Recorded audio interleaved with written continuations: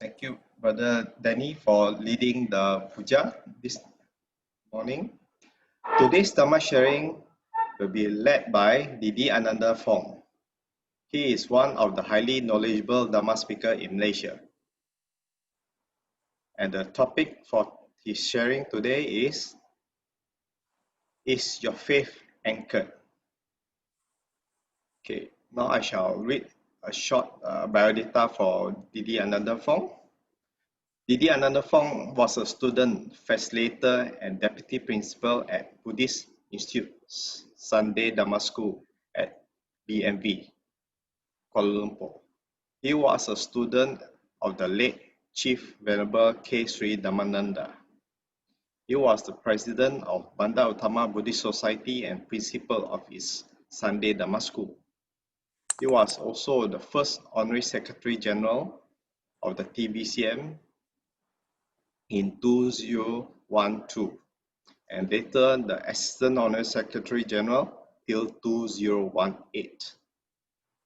He was appointed the Director of Pustaka Nalanda in 2011 with the main library at Sri Sedang and branch libraries in Kuala Lumpur, Johor Bahru and Sungai Petani. He actively promotes reading the Nikayas and facilitate the Dhamma courses and sharing regularly in Malaysia. Now we shall invite Brother Ananda to start his sharing. Brother Ananda, over to you. Thank you for the kind introduction, Brother Terence.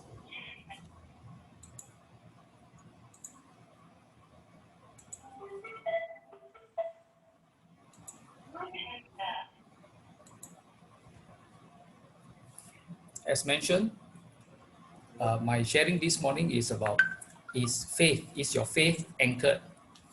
A very important aspect as we start on the journey along the Buddha's path. I shall do a short preliminary.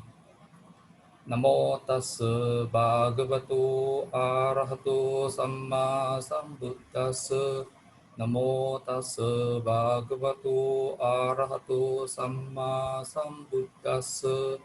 Namo tassa bhagavato arahato samma sambuddhassa.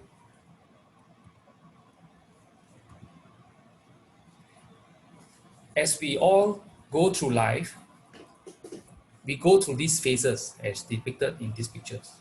But what is not depicted are all the other challenges, all the happiness, all the turmoil, events in our life, in job, in relationships, and so on. But whatever it is, the characteristic of nature is that it is impermanent. It is not to our satisfaction. What we want, we cannot get. What we have doesn't last. And finally, it is all not self. We are frequently surrounded by these forces in our lives, but many turn to prayer, even among the Buddhists, hoping and praying that our lives may change for the better, but without much understanding. We do not know what is going on. We can't control the situation. But one thing is certain, nature is very impartial. It cannot be flattered by any kind of prayer, by whoever. This hope that all of us across the world slowly become beliefs. One belief, then many beliefs, anchoring us in this and that idea, most of which being based on hearsay, stories, rumors, fanciful thinking. But one is certain, all of which are not based on reality.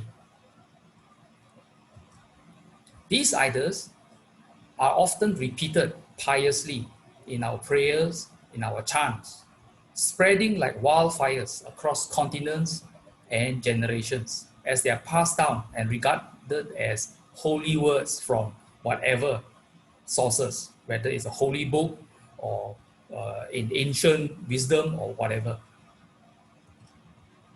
Now, today's topic is about faith. Are you is your faith rooted in, is your faith anchored? And that faith, frequently the Pali term is called saddha, translated as faith. But I prefer to use the word confidence, because for me, faith has been frequently abused. Why? Faith has frequently been associated with the term, with a bigger phrase called blind faith. So faith is often blind because in the unknown, we just trust in whatever is coming and we jump into it. And that causes a lot of problems in our lives. But confidence is a somewhat different quality. Confidence has to be proven. Whatever somebody come out with an idea, or a group of people or ancient come up with an idea, it has to be proven. They have to show us to earn our trust, to earn our confidence. And then we have to see it. We don't just hear, but we have to experience it to gain that trust, to gain that confidence. So confidence is rooted in experience and knowing for ourselves, not just believing something unfounded, untested, and so on. So saddha is not really blind faith, but confidence rooted in experience and understanding. That is a very important quality we have to bear in mind. As mentioned in an article by Sharon Salzberg in 1997, she mentions about bright faith. She defines it as a sense of being able to draw near and to open up, to be inspired. It is very powerful, but unreliable. There is an emotional quality of wonderment and of excitement. So large crowds prefer excitement to pure reality. That is the issue. And a lot of people are attracted to bright faith. It is all its excitement, but not realizing that after some time, it can't, rely on it is not reliable, and it tends to fall apart. Now let us come to the Buddha's teaching. Now the Buddha didn't invent or teach Buddhism. There was no Buddhism during the time of the Buddha. During his 45 years of teaching, the Buddha referred to all his teachings as Dhamma Vinaya. Dhamma, that which uplifts us, some natural laws, and Vinaya, a discipline. So it is a law and a discipline. In the Vinaya Pitaka, the Buddha would often exhort or advise his enlightened disciples, the monks, such: go monks on tour for the benefit of the common folk, the happiness of the common folk, out of compassion for the world, the welfare, the benefit, the happiness of the gods and human beings. Here in this particular important excerpt, it shows that Dhamma Vinaya, or rather the teachings of the Buddha, or some might still prefer to use the word Buddhism.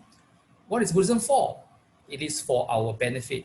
It is for our happiness. It is for our welfare. Okay, that is something very important to bear in mind. The bottom picture shows the Buddha exhorting, using this phrase, exhorting the first 60 arhats to go out around and share this wonderful knowledge, wonderful experience for our benefit, out of compassion for all. Something many Buddhists do not realize. Many Buddhists are seen reciting a lot of sacred texts, holy texts in the viharas, temples. But what did the Buddha say about this aspect? In Dhammapada verse number 19, the Buddha says, much though he recites the sacred text, but acts not accordingly. That heedless man is like a cowherd who only counts the cows of others. He does not partake of the blessings of the holy life. Now, the one I underline and in yellow, but acts not accordingly. Now, that is talking about practice. Chanting is one, but practice is another.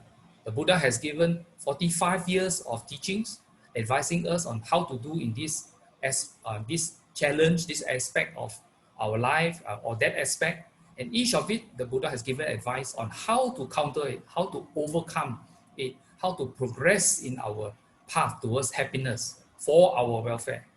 So the emphasis the Buddha says is on practice. Sacred text is important, yes. We have to listen to it, we have to know. Then we have to do something about it. Not just chant, chant, chant, and often in a language which we ourselves do not understand. So there is no understanding. It is all what I call mere words, mere sound. After that, we go home, back to our old habits, old unwholesome habits, and so on. So chanting and reciting is for preservation. It is for learning.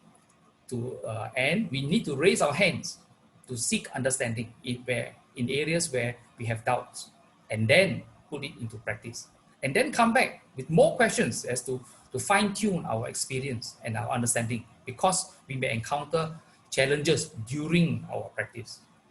This is an important aspect. Now, through life, we are bombarded by many kinds of ideas from newspapers, and now newspapers are getting obsolete. Now everything is coming through your handphone, your pads, and computer via social media. So how do we handle ideas? Well, the Kalamas during the Buddha's time had a similar problem. They were bombarded by all kinds of interesting ideas from various renunciates, contemplatives, swamis that passed through their village. They were confused. One swami will say, "Oh, my idea is true." Then the lay people will say, "What about the previous guy that passed through our village?" Then this swami will say, "Nah, that guy doesn't know what he's talking about. Ignore him. Believe me, I'm the way." So one after another, each renunciate, each swami will pass through and he will say similar things. When the Buddha passed through this village, I presume that many among the Kalamas had expected the Buddha to say similar things as previous swamis. But the Buddha took a very different approach. The Buddha mentioned, Kalamas, do not go by reports, by legends, by traditions, by scripture, by logical conjecture, by inference, by analogies, by agreement through pondering views, by probability, by the thought. This contemplative is our teacher. Now, the last one, number 10, by the thought, this contemplative, that includes the Buddha himself, is our teacher. So the Buddha says, don't even believe him. Okay, you may listen, but you don't have to believe. But how do we judge? And the Buddha continued the Kalama Sutta with the following advice on how to evaluate, what to keep and what to throw out. So the Buddha said, when you know for yourselves that these qualities are unskillful, these qualities are blameworthy, these qualities are criticized by the wise, these qualities, when adopted and carried out, lead to harm and to suffering, then you should abandon them. Notice, for Buddhists here, the Buddha didn't start with the Four Noble Truths, didn't start with the Noble Eightfold Path. Here, he appealed to the common sense of the people in front of him, the Kalamas. People have lived life, they have a lot of life experience. They know what is skillful and unskillful, what is blameworthy and unblameworthy, and what is wise to do and what should be abandoned. And most important, when you follow whatever advice, does it lead to harm and suffering? These are questions many of us are able to answer by ourselves without going to any religious school, any higher education, because our school of experience in life will teach us, because we have gone through the hard lessons. So if it leads to harm and suffering, then you should abandon them. You should throw it out, ignore. If necessary, even walk out of the lecture by somebody who talks nonsense. So the Kalama Sutta continues. What do you think, Kalamas? When greed, hatred, or delusion arises in the person, does it arise for welfare or for harm? And the Buddha continues to say, this greed, hateful and deluded person, overcome by these emotions, mind possessed by them, acts by killing living beings, takes what is not given, goes after another person's wife, and today we even say goes after another person's husband, tells lies, and induce others to do likewise, all of which is for long-term harm and suffering. So when you know for yourselves that these qualities are skillful, blameless, praised by the wise, when adopted and carried out, lead to welfare and to happiness, then you should enter and remain in them. So these are simple advices given by the Buddha. How often do we use these principles to evaluate ideas that come our way? That is an important aspect. And this applies also to social media, where people share whatever posters with quotations or even videos that tell a certain story and so on. Do we evaluate them? So our experience, if we look closely, shows us that life is subject to a series of ever-changing conditions.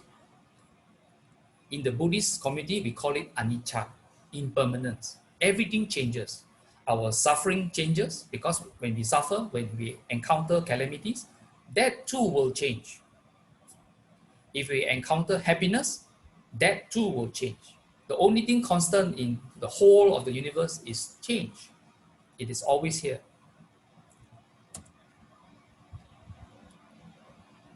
On the top, there's a picture of a seed germinating.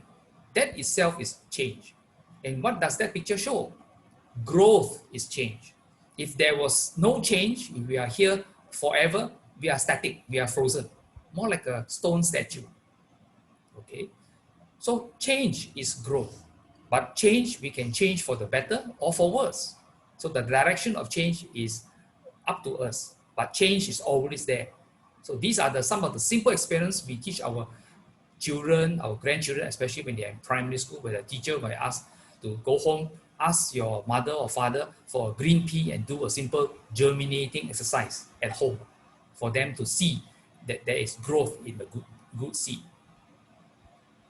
For those who have gone to higher levels, maybe to secondary school, then we learn about the sun heating up the waters, whether the rivers or the sea, vapors going up into the sky, forming clouds, and at a suitable time, rain happens. And when there's too much rain and not enough drainage, we have floods. Okay, whatever it is looking for the lowest level. It will flow from the highest hills, mountains, down tributaries, rivers to the sea, and the whole cycle repeats. All because there is change precipitated by the sun, the heat of the sun. Just now we talked about bright faith, saddha. Now there's another kind of faith, verified faith, which Sharon Salzberg defines as something we encounter in a teaching and had gotten inspired.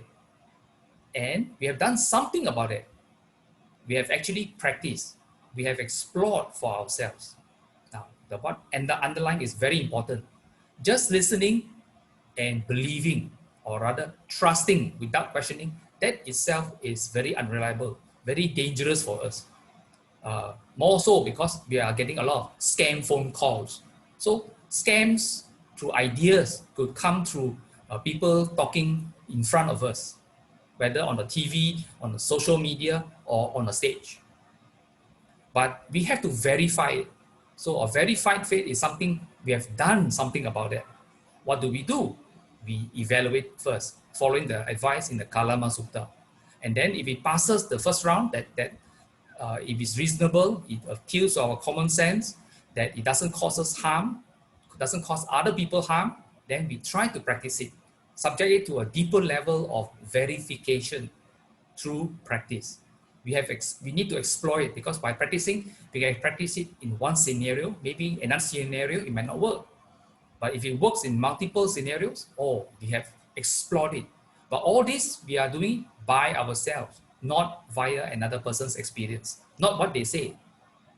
So in this case, once we have practiced and verified that it works or does not work, we don't have to rely on faith or trust. We know, we have upgraded ourselves from unknowing faith to knowing, because we have done it. We verify ourselves. And through this process, we slowly get on the right path. The Buddha said in Dhammapada verse 192, this indeed is the safe refuge. This the refuge supreme. Having gone to such a refuge, one is released from all dukkha. And the arrow, the blue arrow from left to right, points at the wheel, the Dhamma wheel. Now, what is this safe refuge? Or rather, what is refuge? Refuge has nothing to do with belief and you shall be safe. It's nothing to do with that.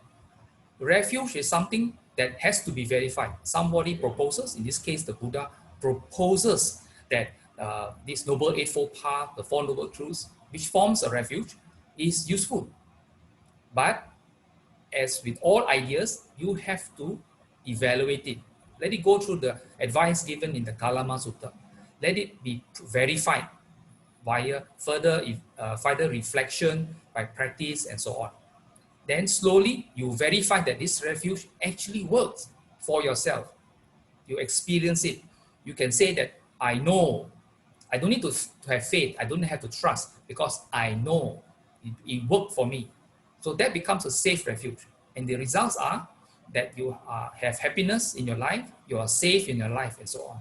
So that refuge is no more an idea. It becomes a reality in your life. Okay? So it becomes a safe refuge. This refuge, as you continue to verify each and every point along the Buddha's path, it becomes refuge supreme. And as you go along this refuge, further on, you'll be released from all dukkha. Notice, I did not want to translate the word dukkha as suffering, because dukkha is more than suffering.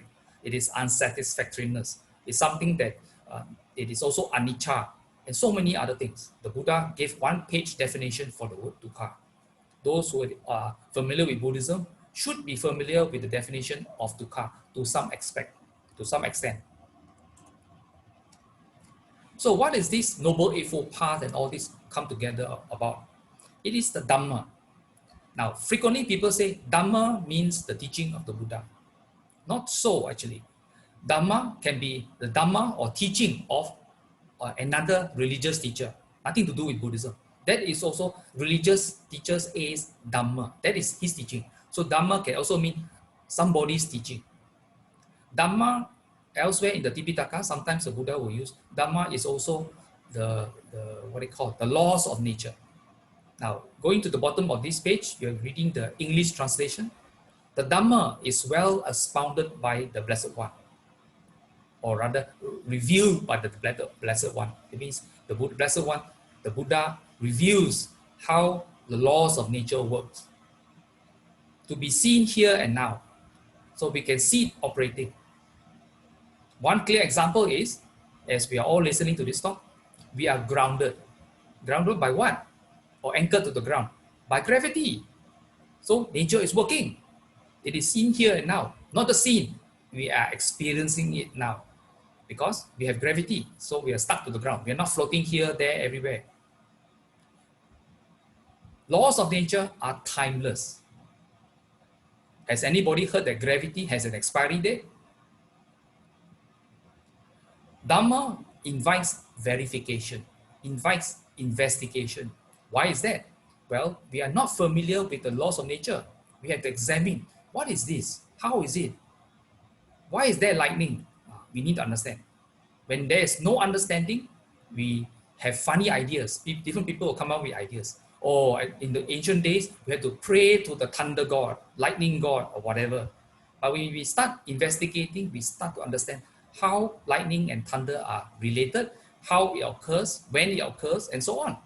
So from mere following another person's idea, we drop that and we move on.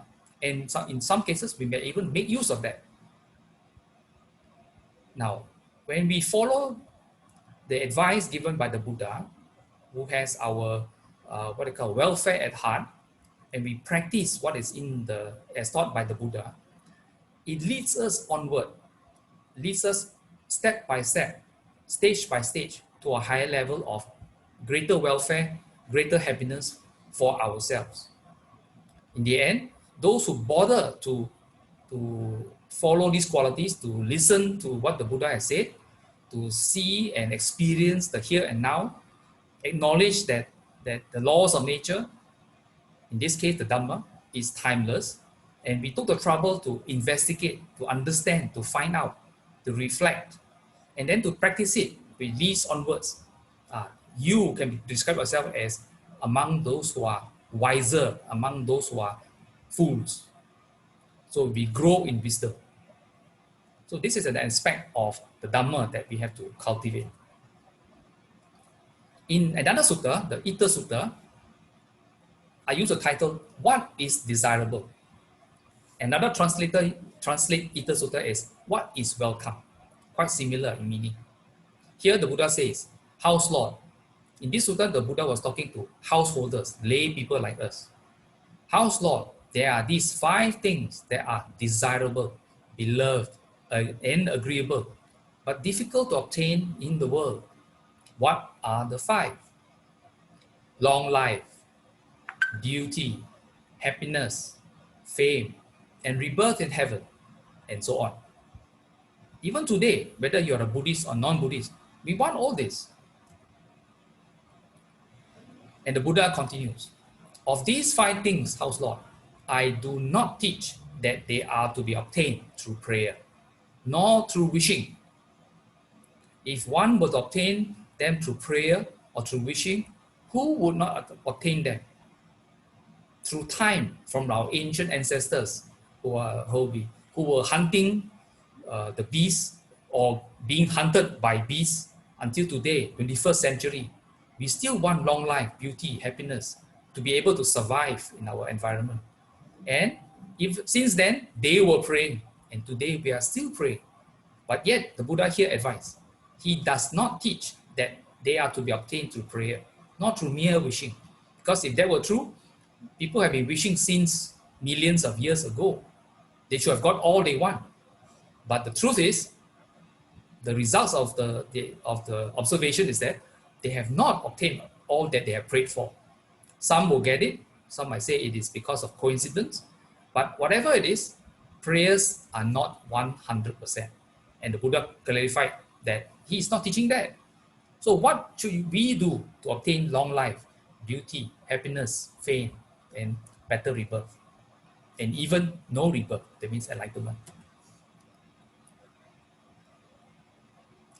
So the Buddha says that he should rather follow a way of life that is conducive to rebirth in heaven. If you want rebirth in heaven, please follow a way of life that is conducive to rebirth in heaven.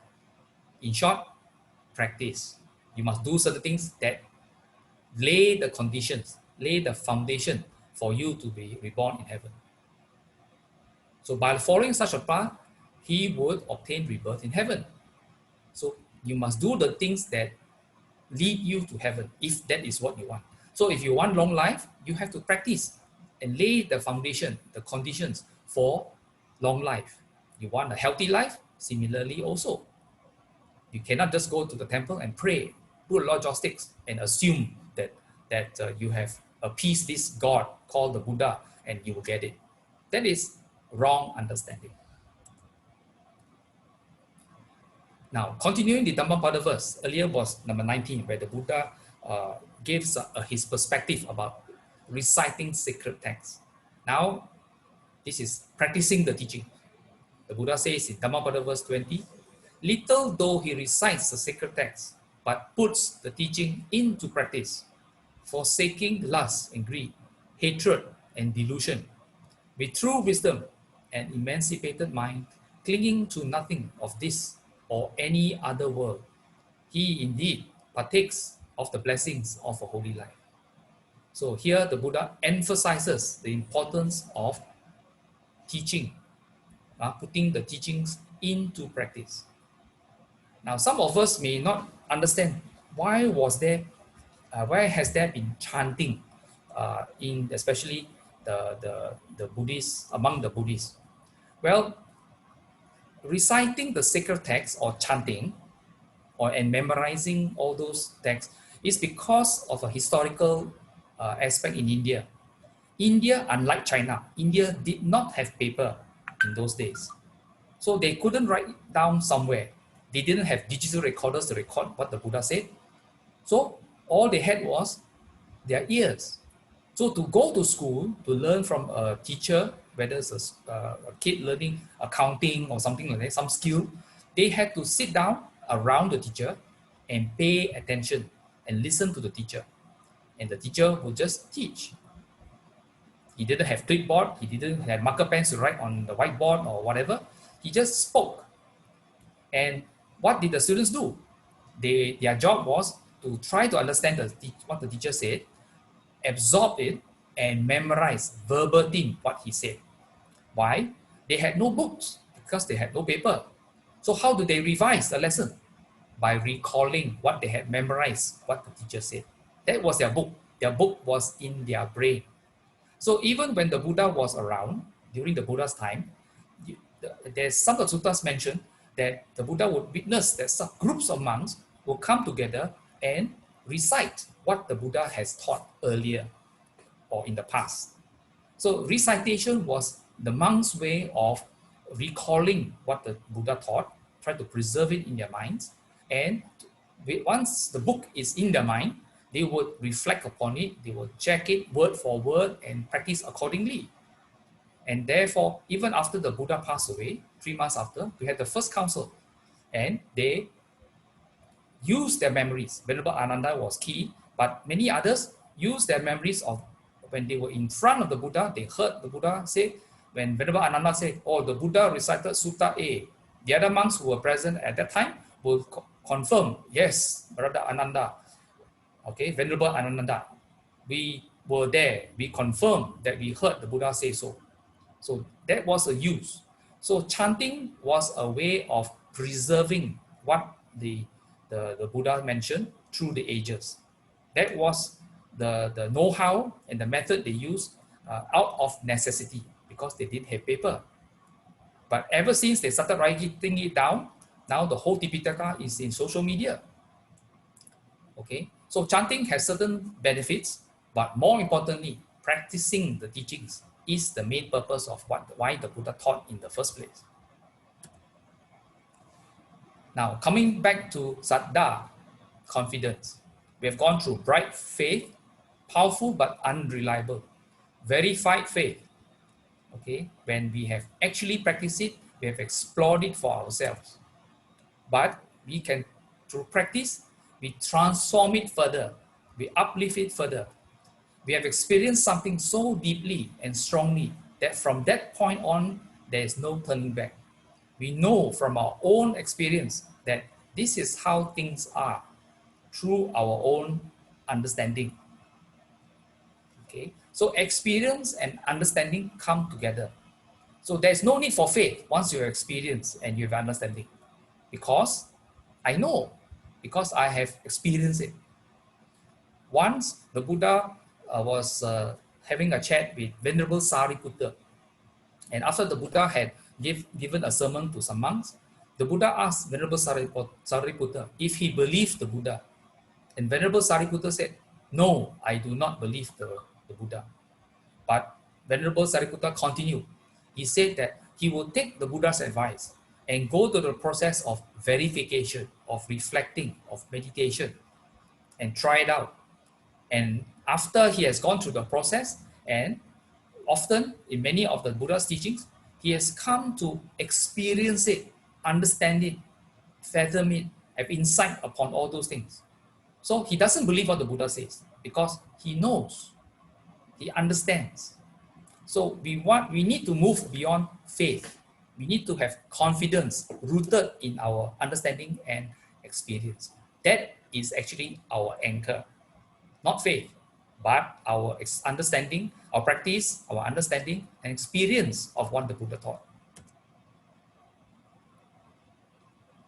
So back to the topic that we were, this whole session is about. Is your faith anchored? Well, with Dhamma practice, confidence grows until it is unshakable, because we know what the Buddha says is true, because we know we don't need faith. It is anchored in our experience, and that is how things are through our own understanding. So please place more emphasis on knowing what the Buddha is teaching, understanding it, verifying it, reflecting upon it, and most important, practice it.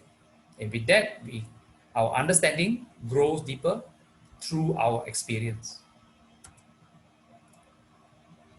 This is the last slide. So in short, I'd like to ask you a question. Is your confidence or saddha anchored in Dhamma? That is something you have to go back and reflect upon. In the next session, we will dwell on Dana, Sila, and Bhavana because it is the next logical question. Once our confidence grows, what do we practice? What aspect of Dhamma do we practice? So Dana, Sila, Bhavana will dwell on the important aspects in which we can practice and try to reflect upon and gain experience for our benefit and so on. So with that, I would like to hand the session over to Brother Terence.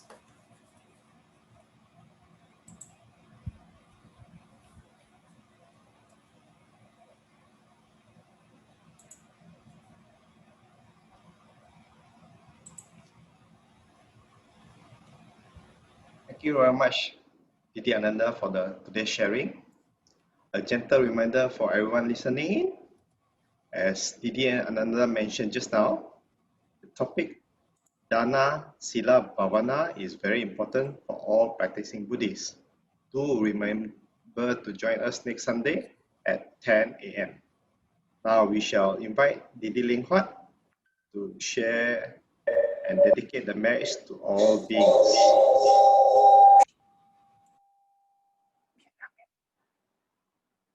Okay, brothers and sisters.